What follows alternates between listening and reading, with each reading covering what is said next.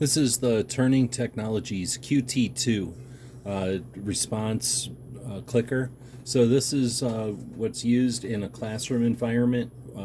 The instructor can have a receiver at the front of the class and the students can answer questions.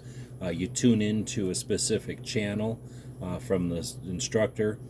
Each of these units has their own code on the back, so they can be paired with the student for specific answers, and or they can just be general answers for taking polls and that kind of thing.